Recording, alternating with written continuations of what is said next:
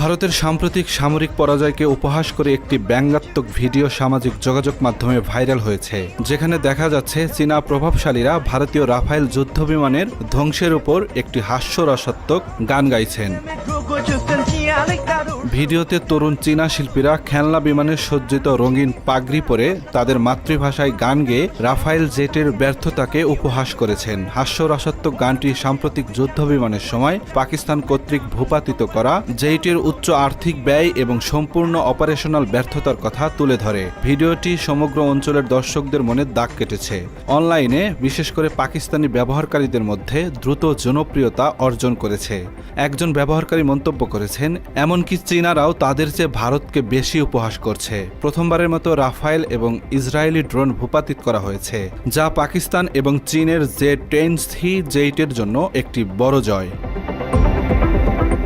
ভারত ও পাকিস্তানের মধ্যে সামরিক উত্তেজনা বৃদ্ধির পর ব্যঙ্গাত্মক বিষয়বস্তুটি তৈরি করা হয়েছে। এই মাসের শুরুতে ভারত বেশ কয়েকটি পাকিস্তানি অঞ্চলে ক্ষেপণাস্ত্র হামলা চালিয়েছিল। প্রতিশোধ হিসেবে পাকিস্তান বিমান বাহিনী 3টি রাফায়েল সহ 5টি ভারতীয় যুদ্ধ বিমান ভূপাতিত করার দাবি করে।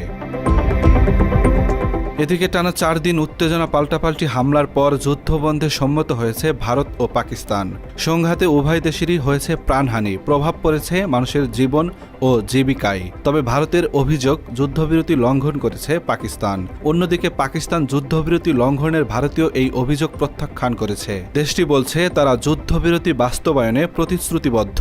বিশেষজ্ঞরা বলছেন এতে সার্বিকভাবে লাভবান হবে চীন। বিশ্বব্যাপী দেশটির সমরাস্ত্রের চাহিদা বেড়েছে। অর্থনৈতিক ও কৌশলগত দিক থেকেও মুনাফায় বেশ সুবিধা নিয়েছে দেশটি। J-10 চীনের তৈরি এ যুদ্ধবিমানকে ভিগোরাস ড্রাগন নামেও অভিহিত করা হয়। উন্নত প্রযুক্তি ও টার্গেটিং ক্ষমতা সমৃদ্ধ এ যুদ্ধবিমান দিয়েই সম্প্রতি রাফায়েল সহ ভারতের 5টি যুদ্ধবিমান ধ্বংসের দাবি করে পাকিস্তান। যুক্তরাষ্ট্রের 2 কর্মকর্তার বরাত দিয়ে এ তথ্য জানায় রয়টার্স।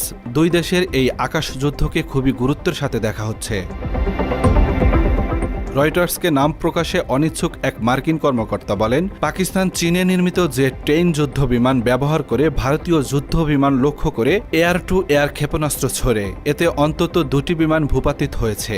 আরেক কর্মকর্তা বলেন, ভূপাতিত হওয়া ভারতীয় জেটগুলোর মধ্যে অন্তত একটি ছিল ফ্রান্সের তৈরি রাফায়েল যুদ্ধবিমান।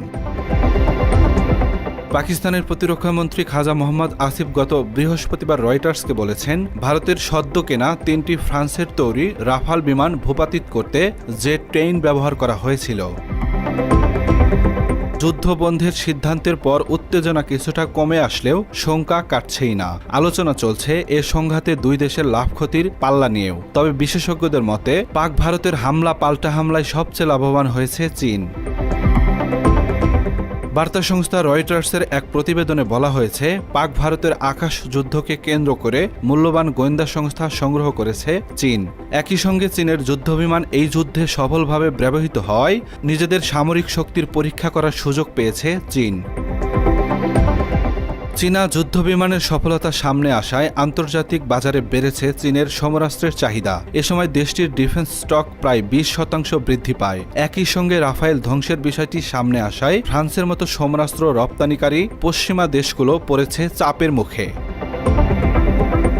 পাকিস্তানকে কেন্দ্র করে চীনে চায়না পাকিস্তান অর্থনৈতিক করিডর ও স্ট্রিং অফ পার্লস এর মতো প্রকল্প রয়েছে। দিল্লি ইসলামাবাদ সংঘাতের মাধ্যমে চীন তার কৌশলগত মিত্র পাকিস্তানের সাথে সম্পর্ক আরও উন্নত করতে পেরেছে বলে মনে করছেন বিশেষজ্ঞরা। আব্দুল্লাহ শেখ, বাংলা এডিশন।